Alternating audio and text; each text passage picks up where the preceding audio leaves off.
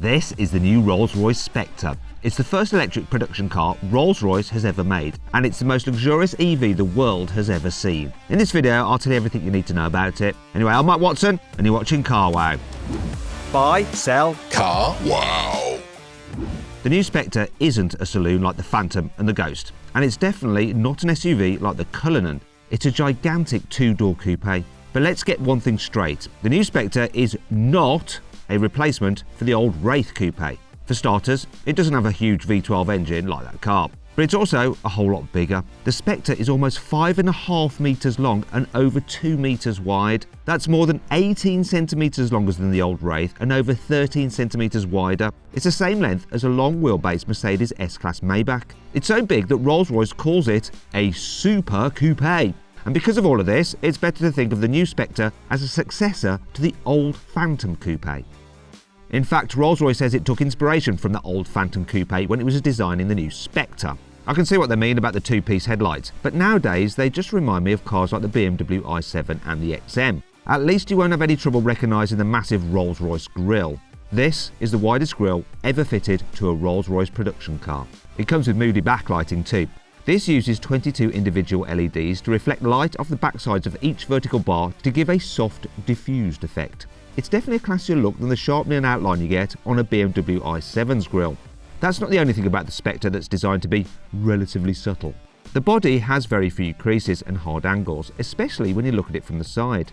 There's a small Rolls-Royce badge in the front wing and some polished metal strakes in the side skirts, but that's your lot. The pared back design really helps the massive 23-inch 7-spoke alloy wheels stand out. These are the largest wheels fitted to a Rolls-Royce coupe in almost 100 years. The minimalist design continues around the back. There aren't any fake exhaust trims here, and even the brake lights have been given a grey and white finish with two very skinny red stripes. This is so they don't clash with whichever bespoke colours future customers decide to paint their cars.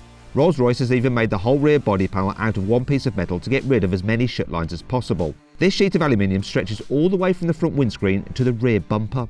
It's the largest single panel ever made for a Rolls-Royce road car. That's all well and good though, isn't it? But what do you think about the new Spectre's design? Do you love it, or do you think the Phantom is the best looking Rolls-Royce on sale? I'll put a pinned comment down below and you can vote on whichever you think is your favourite looking luxury car. Go do it. Rolls-Royce has gone to pretty extreme lengths to make sure the new Spectre is as aerodynamic as possible. Its swoopy roofline helps its coupe slip through the air more easily than the upright Cullinan and Phantom. But there are plenty of other details that you wouldn't necessarily notice. The vanes in the backlit grille have been angled to reduce turbulence, and even the Spirit of Ecstasy herself was given a wind tunnel makeover to reduce drag. The Spectre's battery is mounted under the floor, and its flat bottom helps the airflow more smoothly underneath the car. All this means the new Spectre has a drag coefficient of just 0.25 CD. That's better than any other car Rolls-Royce has ever made. Some luxury manufacturers use their first electric luxury cars as an excuse to load upon gadgets and new features. For example, Mercedes gave the EQS a gigantic hyperscreen infotainment system, and BMW fitted a huge 8K cinema screen in the back of the new i7. Rolls-Royce has taken a very different approach though. Check out the new Spectre's interior. It looks almost exactly the same as the cabin you get in a Rolls-Royce Ghost. You get the same air vents, physical controls, central touchscreen as in that car. There are some very important differences though. You can ask Rolls-Royce to customise the graphics on the various screens to match the design of your car's interior. And the illuminated dashboard has a new Spectre pattern that's made up of 5,500 tiny backlit holes. You can also extend the starlight headlining down onto the car's doors for the first time in any Rolls-Royce. This is made up of 4,796 individual stars, and you'll be able to personalise this to show any constellation you want, just like in the Ghost and Phantom. The Spectre is being put through the most intensive testing programme of any Rolls-Royce ever. By the time it goes on sale, various prototypes will have driven more than 1.5 million miles. It will take the average Rolls-Royce owner 400 years to drive their car that far. But Rolls-Royce isn't finished yet. It still has tweaks to make, so it hasn't confirmed a final range figure for its new electric car yet. Although it said the finished car should have around 320 miles of range according to the latest tests. That's a pretty decent figure, but it's almost 70 miles less than the new BMW i7 can manage. That car has up to 387 miles of claimed range. The Mercedes EQS can go even further on a full charge. Mercedes says the longest range versions can drive up to 453 miles on a full battery. But how many Rolls-Royce owners are going to be driving more than 300 miles at a time? They probably have their own helicopters for trips like that. How does the new Spectre stack up against other new electric cars in terms of performance? Well, this new Rolls-Royce EV has an electric motor on each axle, giving it four-wheel drive. With these motors working at full whack, you get 585 horsepower and 900 newton meters of torque. That's enough power to accelerate this ultra-luxurious coupe from 0 to 62 miles an hour in 4.5 seconds. That's a few tenths of a second quicker than the new BMW i7, and it's only about a second slower than the top specification Mercedes EQS 53. What's even more impressive is that the Rolls-Royce Spectre manages to be that quick despite being one of the heaviest road cars you can buy. It tips the scales at 2,975 kilos. That's more than 300 kilograms heavier than Rolls-Royce's Cullinan. Let's put raw speed to one side for a second. You don't buy Rolls-Royce because it's sporty to drive, do you? You buy one because you want to waft about in silence, and driving the Spectre is probably going to feel like sitting in a sensory deprivation chamber. For starters, it comes with electric motors instead of an internal combustion engine, so there'll be almost no noise at all when you push the accelerator. And Rolls-Royce has also found a way to use the Spectre's huge battery as a massive piece of sound deadening. Unlike most electric cars, the battery also helps make the car's chassis more rigid. Overall, the new car is 30% stiffer than any previous Rolls-Royce production car. In fact, it's so rigid, Rolls has managed to get rid of the additional wishbone dampers it fits to cars like the Ghosts. The Spectre just doesn't need them.